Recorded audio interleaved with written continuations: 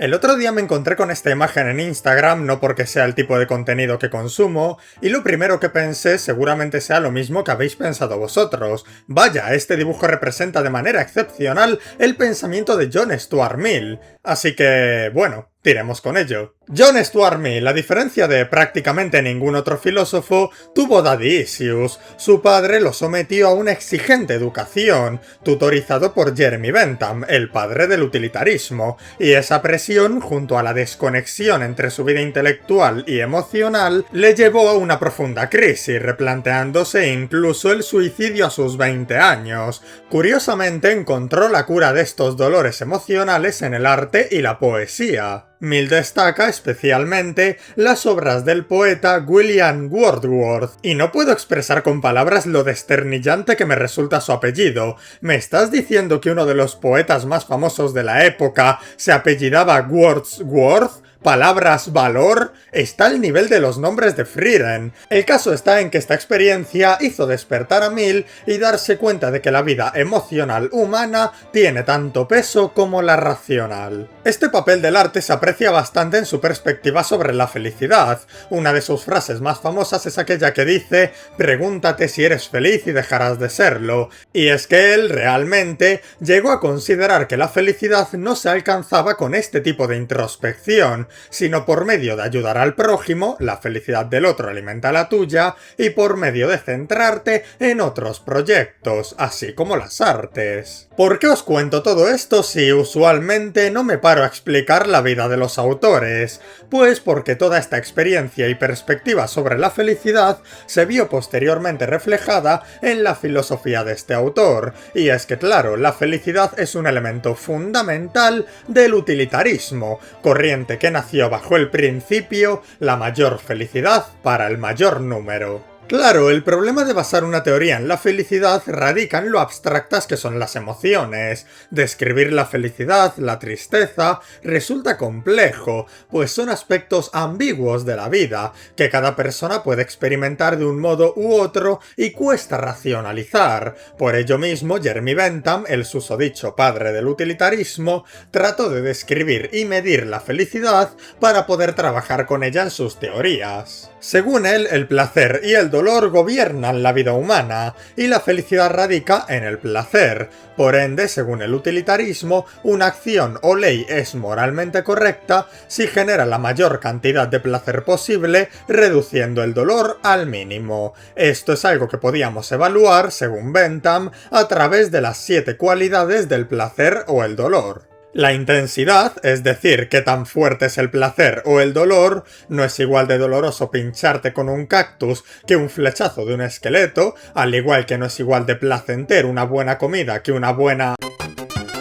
La duración, es decir, cuánto tiempo dura el placer o el dolor, no dura lo mismo una poción de daño o curación instantánea que el efecto de regeneración o Wither. La certeza, es decir, qué tan seguro es que ocurra el placer o el dolor. Una acción que genera mucho placer, como puede ser ganar en la ruleta después de apostar toda tu casa al verde, no es necesariamente buena, pues las probabilidades están a favor del dolor. La proximidad, es decir, qué tan cerca está el placer o el dolor, ya que el humano tiende a valorar más el placer o el dolor cercano. La fecundidad, es decir, si la acción traerá consigo placeres o dolores a futuro, ya que un chute de cocaína puede darte muchísimo placer, pero su fecundidad a la larga traerá dolor. La pureza, es decir, si el placer trae consigo dolor o viceversa. No se me ocurren ejemplos no sexuales, supongo que una comilona, cuando comes en exceso ese placer está contaminado por el dolor de estómago, y lo mismo respecto a los masoquistas. Y la extensión, es decir, a cuántas personas afecta, porque no es lo mismo una paja que una orgía. Ya paro, lo prometo. El caso está en que esta teoría de la felicidad de Jeremy Bentham fue criticada. John Stuart Mill lo explica muy bien en una de sus obras más importantes, El utilitarismo, que si os interesa podéis escuchar en Audible a través del enlace en la descripción. Os leo. Ahora bien, esta teoría de la vida suscita un inveterado desagrado en muchas mentes, entre ellas algunas de las más estimables por sus sentimientos e intenciones. Como dicen, suponer que la vida no tiene un fin más elevado que el placer, un objeto de deseo y persecución mejor y más noble, es un egoísmo y una vileza, es una doctrina digna solo del cerdo, con quien fueron comparados despreciativamente los seguidores de Epicuro en una época muy temprana. Jeremy Bentham enfrenta las mismas críticas que Epicuro con su hedonismo racional recibió al tener el placer como factor fundamental de su teoría, y es que basar la actividad y propósito humano en ello era reducirnos a animales. ¿Acaso un cerdo satisfecho es más feliz que un Sócrates insatisfecho? Es así como llegamos a la imagen de la miniatura, donde se nos presenta esa misma pregunta. ¿Realmente quién es más feliz? ¿La furra cuyos placeres carnales están satisfechos o aquella con una vida intelectual realizada? Según Mill, más allá de esos 7 aspectos del placer y el dolor de Bentham, debemos tener en cuenta el factor de la calidad, ya que existen placeres superiores como el saber o las artes y placeres inferiores, los del cuerpo como la comida o el sexo, de tal modo que es mejor ser un Sócrates insatisfecho que un cerdo satisfecho. Así pues, según Mill, era necesario garantizar un nivel de educación a la población de cara a sus fines utilitaristas, puesto que es el medio hacia la mayor felicidad. Aquí retomo lo que os contaba al inicio sobre la depresión del joven John Stuart Mill. Su aprecio por estos placeres superiores, donde encontramos el arte, es un reflejo de cómo fue en ello donde encontró mejoría a su malestar emocional, no en los placeres bajos, carnales. Eso sí, un pilar fundamental de la felicidad humana es la libertad, y por ello Mill, en un comienzo, se alineó con las posturas liberales, apostando por una reducida intervención del Estado en la vida social y política. Pero claro, una persona plenamente libre puede llegar a ser hasta peligrosa, ya que puedo tomarme la libertad de robar, matar o violar al prójimo. John Stuart Mill, por ello, estableció el principio del daño, según el cual determinaba que una persona era libre de actuar según sus propios principios siempre que sus actos no perjudiquen o lesionen a otros. Claro que mi libertad puede llevarme a hacer daño no solo al prójimo, sino también a mí mismo. Mill, con este mismo principio, afirma que el Estado no puede impedírtelo, siempre y cuando seas una persona capaz de decidir racionalmente. Tampoco estamos diciendo aquí que no haya que evitar que un niño meta un tenedor en un enchufe. Resumiendo esta idea con un famoso párrafo de Sobre la libertad. El único objeto que autoriza a los hombres individual o colectivamente a turbar la libertad de acción de cualquiera de sus semejantes es la propia defensa. La única razón legítima para usar de la fuerza contra un miembro de una comunidad civilizada es la de impedirle perjudicar a otros, pero el bien de este individuo, sea físico, sea moral, no es razón suficiente. Sobra decir que, aún así, este es un tema delicado.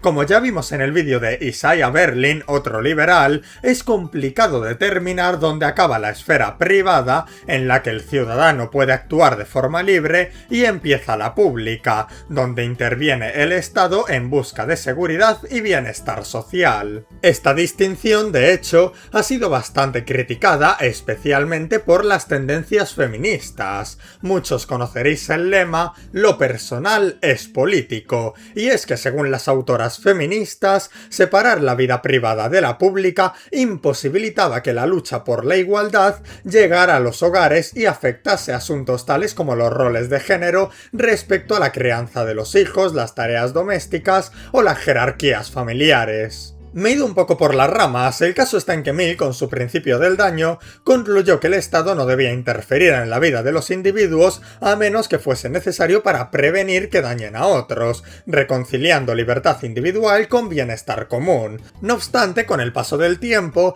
Mill empezó a poner en duda estos ideales y llegó a simpatizar con un tenue liberal socialismo, viendo necesaria una mayor intervención del Estado en ciertos aspectos de la política. Mill siempre fue un gran defensor de la igualdad, luchando activamente a favor del sufragio femenino y la igualdad de género, Como decíamos antes, velaba por una sociedad con un nivel educativo suficiente como para garantizar esos placeres superiores del conocimiento a la mayor cantidad de personas posibles. Esta mentalidad igualitaria le hizo señalar un problema de la democracia y de ciertas tendencias del utilitarismo que tanto defendía, y era la posibilidad de que, en busca de la mayor felicidad para el mayor número, terminásemos con una tiranía de la mayoría, oprimiendo así a las minorías sociales. Así llegó a criticar el dejar hacer propio de los mercados liberales, y entendió necesaria la intervención del Estado en asuntos como la educación obligatoria, garantizar bienes y servicios necesarios que el libre mercado simplemente